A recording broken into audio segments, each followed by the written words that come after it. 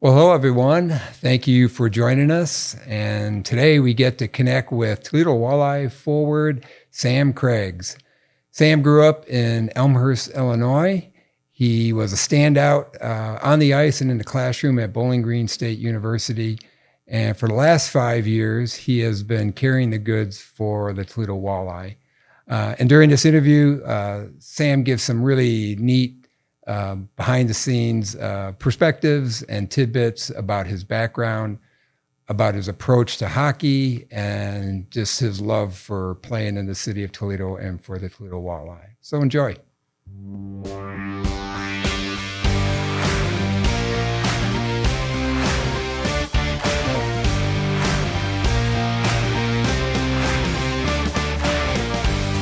So breaking news, you have re-signed with the Toledo Walleye for your sixth season. So everyone's really, really excited about that. Sam, what about the Walleye or just the city of Toledo that keeps bringing you back? Well, number one, it's always the fans, but overall, just the community, the area, and then just going to school in Bowling Green and getting to know Northwest Ohio. Was an easy decision to sign back with Walleye.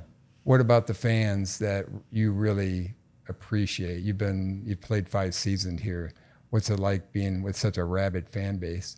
Well, first of all, the games. Yeah. I mean, the energy in the building. Every single game doesn't matter if it's a Wednesday night, Sunday night, but that for one is awesome. And then just out and about in the community. You could be walking around at a Mud Hens game and people come up and say hi, and I know that stuff goes a long way. Yeah. And for us as fans, it's the Huntington Center is just a great venue to watch a game. From a player's perspective, give us your view. Yeah. The facility's great. Locker room. We got a weight room. We got everything we need as a player. And then, like I said, the fans bring the energy, and feels like you're playing in a small NHL arena. The atmosphere's there, the building's there. They do a great job. Yeah. And Sam, as we're talking here, we're about a month or so from the season ending, and so this is your off season. So can you give us a glimpse what the off season looks like for you? So initially, I like to take time off. I'll go see my parents, friends and family back home, and kind of take it easy. And then I start working pretty much full time till the next season starts. So I work pretty much 8 to 5. I try to work out before work, and yeah. What's your 8 to 5 job? I work at Toledo Engineering. Okay. And I work in project management department. So I just help out and do the best I can there. That's great. When you give us an idea what your workout regimen is to stay in shape and as you gear up again for the season. Yeah. It comes around quickly. It does come quick, especially like around trying to plan around like vacations in the summer and whatnot. So at start of the summer, it's quite easy. It's just trying to get weights in, trying to get that strength back from what you lost during the season. Because during the season, it's hard to maintain muscle and weight and stuff. So the first part's trying to get that back, and then once you get closer to the start of the season, trying to add in more cardio and get on the ice more and stuff like that. That's great. Sam, you're from Elmhurst, Illinois, a western suburb of Chicago. So paint a picture for us what it was like growing up in Elmhurst. Yeah, just suburb of Chicago, a little more busy than Toledo, I would say. But it's a good town. Lots of Chicago sports fans there. Good community. Yeah. I'm going to make a leap here that you grew up in a sports-oriented family, given your dad played at the collegiate level in hockey and baseball, and obviously your success, and then your two brothers also played hockey, and Lucas obviously had an exceptional hockey career. Yes. So, yeah, you nailed it. I grew up at the rink. I had 2 older brothers, so when they were at practice, I was also there watching. So I think my first time I put on the skates is when I was 3 years old. 3 years old. And when did the hockey stick get in your hand, and when did you start playing on a team? Probably the next time I got on the ice. 3.5. I think my mom tells the story that I wouldn't get on the ice unless there was a stick and puck. I'd refuse to do the skating lessons. So And you're the youngest of the 3 brothers. I am the So youngest. you wanted to get out there. I wanted to get out there, and I wanted the stick and the puck, and I did not like to do the skating lessons, but as long as I had the hockey stuff, I was good to go. My bet is your brothers didn't take it easy on you. Nope, no. I mean, there's so many stories, but most of the time, playing street hockey or knee hockey or whatever type of hockey we were playing, it ended in a fight of some sort. They were getting you ready for later on. Yep, right? and yeah. When did you know, Sam, that you had some game on the ice? When did you know? I mean, I didn't think about it that much. My brother, obviously, I had 2 older brothers, and Lucas started getting recruited by colleges, and then shortly after, I got contacted by a few when I was a junior in high school. So that's when it kind of clicked, like, oh, I have a chance to play at the next level. So I'd say somewhere in there. Did you play travel on your high school team? I traveled for the Chicago Blues for the first half of high school, and then Team Illinois for the second half of high school. Blackhawk fan? Huge Blackhawks. Huge. Okay. So let's talk. Who are some of your Blackhawk heroes? I mean, Jonathan Toews and Patrick Kane was right in the era where I started following hockey a lot, and then they went on that big cup run where they got 3, so that was awesome. And you probably went to a couple games. I did, yep. So, growing up, the tickets used to be super cheap, Right. and then I got to see a couple playoff games in 2010, and then after they won the cup, the tickets went through the roof. So at least I got a few games. Outpriced you after that. What? Outpriced you. Yeah. But, And you also you played baseball in high school, and you were pretty good. You had game there. I was all right. What position? I played outfield. Outfield? Mostly center field, but I mean, like working your way up the ranks, I was playing whatever position I can get in at. So, so mostly outfield. Any thought about playing after high school in baseball? Not really. I didn't. I mean, I was focused on hockey. Yeah. I didn't really hit my stride in baseball till my last year. I was good. I played on varsity junior and senior year, but senior year kind of took off, and I already knew I was going to college for hockey, so I was just having fun playing baseball, and that's probably why I had a good year, because I didn't take it that serious. I was going to ask you Cubs or White Sox, but before we sat down here, it got out that you're a Cubs fan. Yeah. So, Cubs fan. how did you get to be a Cubs fan? Just my family members. Just they grew up being Cubs fans, so it was kind of just you follow in line. And I mean, it was kind of tough growing up because the White Sox were good. I think they won a World Series in 2005. So when half the school's a Sox fan and rubbing it in your face, and then you got to be a Cubs fan. But yeah, Cubs fan. What about Wrigley Field? How many times have you gone there, if you had to guess, see a game? I try to go once a summer. Yeah. Bleachers, behind the plate, up, where do you sit? I like the bleachers. It's all fun. sun, right? Yeah, it's fun in the bleachers. Yeah. You got the cup snakes out there. So, And 2016 was a big year. that was a big year. There's a lot of Guardians fans around here Yes, shaking their Corey, heads. Corey behind the scenes here might edit this out, but Yep. we'll go with it. Yep, but yeah, that was an awesome year. That was my first year junior hockey, and I was in Youngstown, Ohio, so close to Cleveland, and I was actually on the road in Muskegon watching the game before we played the next day. So I was up late watching. It was really late. The last game Yeah. ended like after midnight. Yep, so I was celebrating as quiet as I could, so I didn't wake up my roommates on the road, but that was a special year for the Cubs. Yeah. Sam, if you think about your childhood, growing up all the way through high school, is there what aspect of your growing up kind of shaped who you are as a person and how you carry yourself now?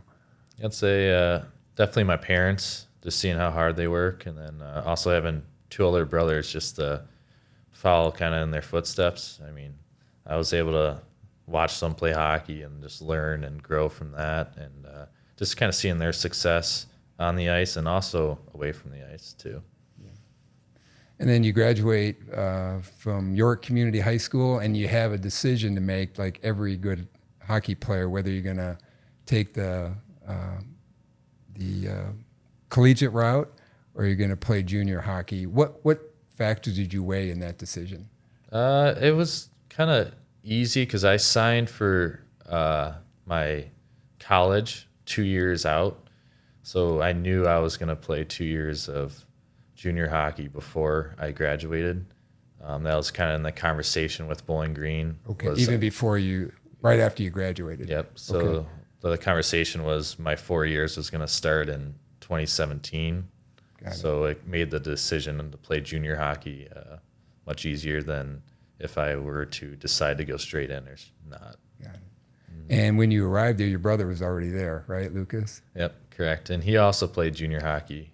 And I got to play with him in Youngstown for the Phantom. So that was fun to play with him before I went into college. And obviously you had some time here at the Walleye your first year, right? Yep, a short 2 months. Short 2 months, right. But you joined him. Yep, joining him at school was nice. I mean, he kind of gave me the ins and outs because that's a big step. You don't really know what you're in for. A lot of the guys on the team are much older. I mean, you're coming in. I was a 20-year-old freshman, but there's 24, 25-year-olds so it was a big adjustment. It was easy and nice to have someone to bounce stuff off and gave me some pointers. Yeah. What parts of your game when you're at BG, and you had 5 years, right? You got a COVID year? 5 right? years. Everyone got a COVID year. What aspects of your game did you elevate, strengthen in order to position yourself to play professionally? I'd say, like you said, strengthen. I got much stronger going into college. Everyone in college is grown adults, so that first year that was huge, just to get stronger, get physical. I think that was a huge part in it. It allowed me to play a physical game in college and kept me in the lineup because as a freshman, it's hard to stay in the lineup. We had a bunch of forwards, so just being able to play that fourth line role my first year, just learning a lot through that. Well, what aspect of your BG years was most enjoyable for you? I loved all my 5 years at Bowling Green. I don't know. I think one of my favorite memories is going to the national tournament my sophomore year. We had a great group of guys. And, it was 2019? 2019. And played Bemidji, right? Bemidji State? In the tournament or in the conference? Conference. In the conference, we played Minnesota State. Okay. And unfortunately, we lost in overtime. And we didn't know if we qualified for the tournament yet. Got it. Because either you have to win your conference or you got an at-large bid. And during our game, I forget, somebody beat somebody, so we already had the automatic bid, but we didn't know that. So when we lost that game, that was heartbreaking. But we found out shortly after that we qualified for the tournament, so that was pretty cool. And so you had some NCAA Mason Cup time. Yeah. Yeah. Slater Ice Arena, that could be a pretty raucous place to play too. Yeah, it is. Yeah, I mean that place gets loud. The low roof there. I always joke around with some of the teammates because we had a lot of Michigan Tech or other CCHA or WCHA guys sign with the Walleye, and they always say that's the hardest place to play is at the Slater Family Ice Arena. It just gets so loud. I mean, it's an awesome place to play. And your coaches there, Bergeron? Yes. And who else did you finish your career with? Ty Agner. Yeah, Ty Agner. What did you learn from those two guys? Discipline. I mean, it was pretty strict. I want to say like in a bad way, but they let you be an adult. Like, here's what's expected of you. If you don't do it, you're going to pay the consequences pretty much. So as long as you managed your time correctly and did what was asked of you, it was a pretty well-structured, I guess, system. So I think I just learned how to grow up, right? Manage your time. It's part of college, right? Yep. Especially with practice and traveling all the time and getting your schoolwork done, it's just you kind of just have to figure it out. And I think through that and through their coaching, it just made it easy. I took note of your schoolwork, meaning Well, you excelled on the ice, but did really well in the classroom, meaning you were all conference, all academic for 4 years. You got the Scholar Athlete Award from the CCHA League Award, and you got the Jack Gregory Scholar Athlete Award, which is a BG presented award. You got your MBA, and you got your bachelor's degree in engineering technology, which now explains your summer, what you're doing right yes. now, you're off season. Yep. What did you have? I mean, and being a D1 athlete is like a full-time job. So what did you have to do? Maybe it's this discipline you just mentioned. What did you have to do to make sure you could excel in the classroom? I mean, coming from high school, I wasn't the greatest student, I'd say, but I mean, having two older brothers just giving you a little advice, but I just try to go to every class, pay attention, just try to get all my work done. And then biggest thing is just asking questions when you need help. I mean, teachers are there to help, and as long as you showed up and cared, they helped you. So that was a big aspect of it. Do you see yourself after the hockey career, where the next step would be something to do in the engineering field? I think so. That's where I could see myself heading. Yeah, I want to use my degree. I mean, I enjoyed the engineering aspect and creating stuff and being creative. So I loved all the math, science, and physics behind it. So something in that field, and then maybe even owning my own business with that MBA after. I did enjoy the business school. That was a lot of fun, and I got to meet a lot of great people in that as well. Well, kudos to you for using your BG experience so well in both the academic and athletic way. You really set yourself up really nicely. Yeah. But we're glad you're here with the Walleye now. I am and, too. And your whole entire professional career has been with the Walleye. And now, 5 seasons in, going to be going into your 6th next year. You wore the A on the jersey last year, but you're an established veteran. You're known for your work ethic, your high hockey IQ, your ability to score, and your physical play. So what do you see your role now, leadership role now with the team? Just like you mentioned, all those great things, just try and show that on the ice. I mean, I'm a huge advocate. If you just lead by example, people will follow. So, just work ethic. I think that's a big thing. The showing up every day with the right mindset could just help everyone around you.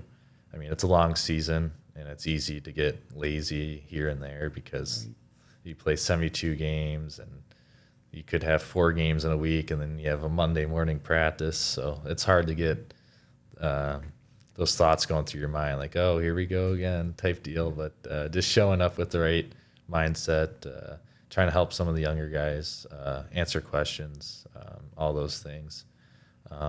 It's quite easy. I mean, the past few years, we've had great leaders in the room and older guys. So it's not always one person talking or leading. So it's awesome to have a good core leadership group. Everyone at this level is talented, but it takes more than talent.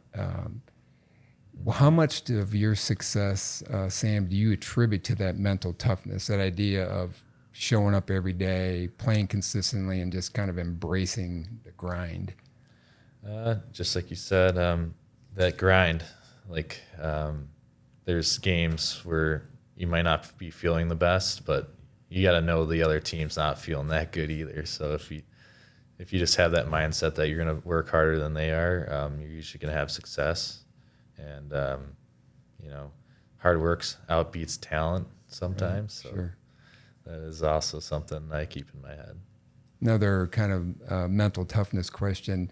During really intense, high-pressure situations during a game, what do you do mentally to stay locked in? Just try and focus on what, Toledo hockey is known for. The coach will establish our game and just try and stick to that, our structure. But especially when it's high pressure, you could kind of feel the energy on the bench that people are getting nervous, or I don't know. You can just feel the energy. So just trying to communicate with everyone that it's going to be all right. We got to stick to our game, and then go out there and do my job so the people around me can do their job.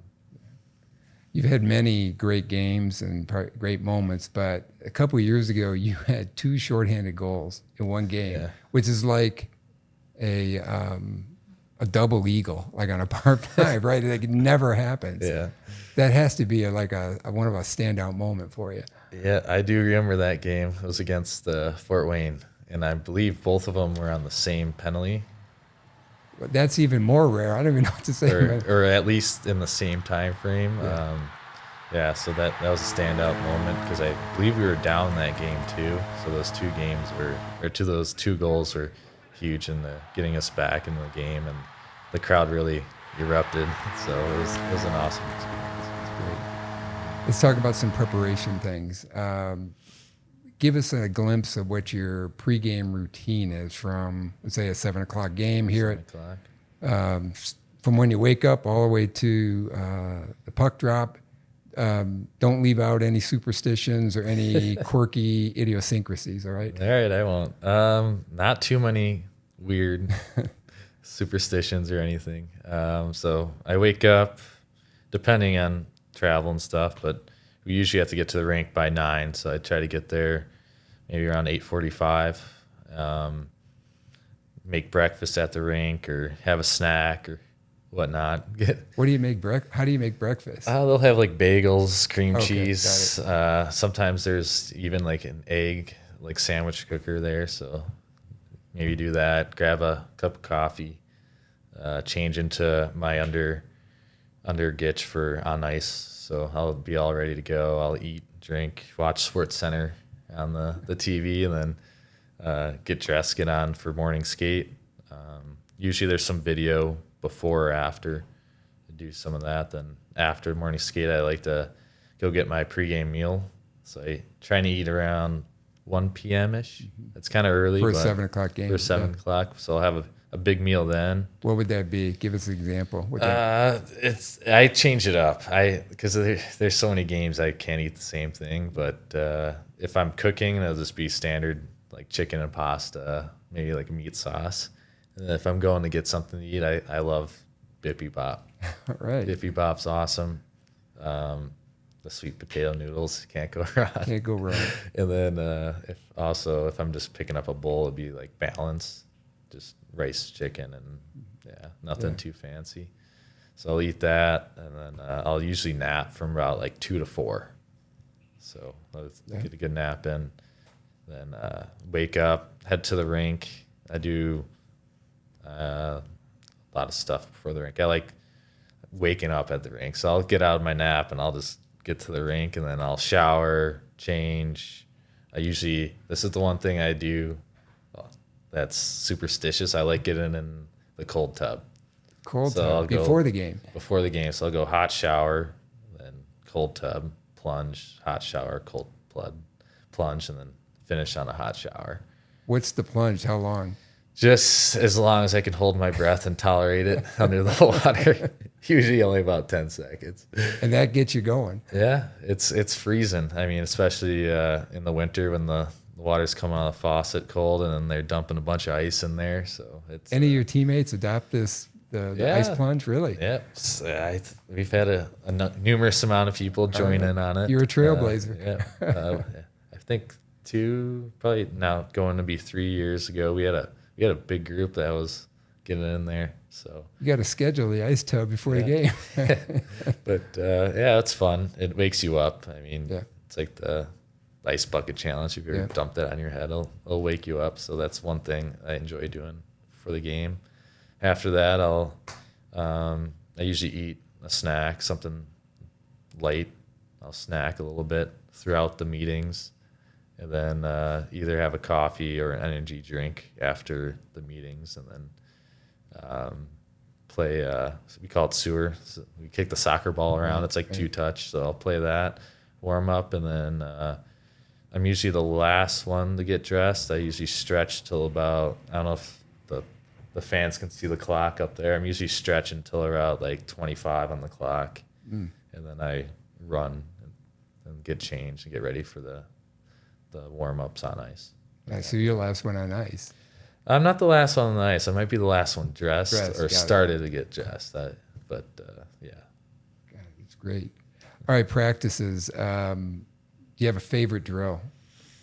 I have a least favorite drill. All right, let's go there. What's one when coach calls it out, you go, ugh.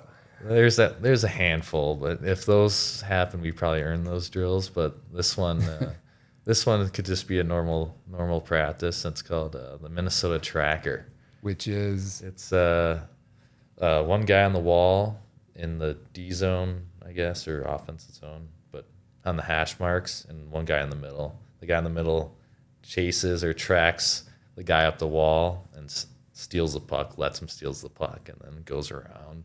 So it's just that aspect, the start of the drill of tracking the guy up the wall is just not ideal. The goal is not to get caught. Yes. Keep it. Well, you have to let him get caught Yeah. for the drill to keep flowing, but Right. Usually that's like one of the first drills, and if you're not fully warmed up, it's a tough one to start off Could on. be a jarring First drill. first drill. Yeah. All right. Well, that's a great behind the scenes one. Speaking of coach, is there a piece of advice or coaching up that Coach Mickish or even your former coach Dan Watson provided to you that really resonated? Trying to think of both coaches.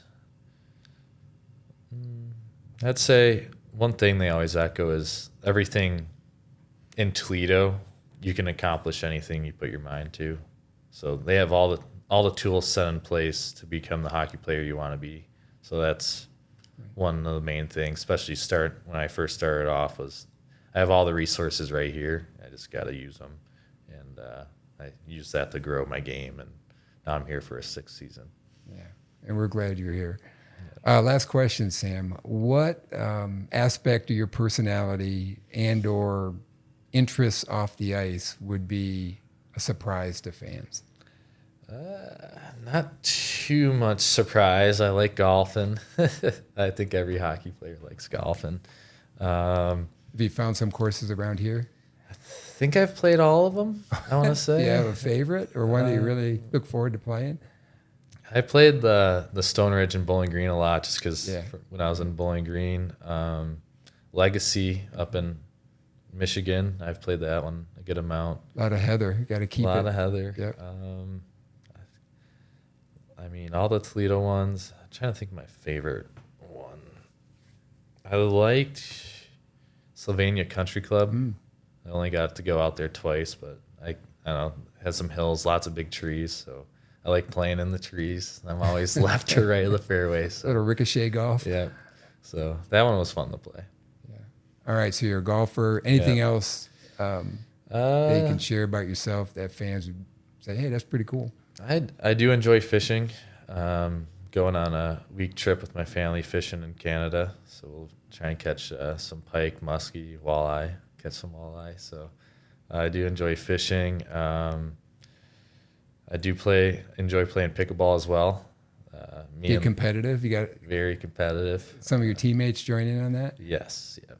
Colin Sawyer and Trent Bliss were big pickleball. Who's the best pickleball players on the team? If it's you, you just got to say it's you. It's not me. I'd say Sawyer. Sawyer plays a good amount of pickleball. He has one of those fancy paddles, so I'll go Sawyer. Con Keenan was a second close right after him. But yeah, I started playing with my brother Lucas, and those games got intense. I think I've thrown my paddle at him a few times. As every brother would deserve, right? So he got me into the sport, and I mean, it's fun. It's a fun summer sport to play outside. That's great. Yeah. Well, Sam, this has been a really great conversation. I learned a ton about you, and I know the people that will watch this and listen to it are going to really enjoy it. So thanks for being so accommodating and for being all in and all the best in this off season and going into next season. We're just really glad you're going to be back for a 6th season here. Yeah. Thank you. I'm excited. Thanks for having me.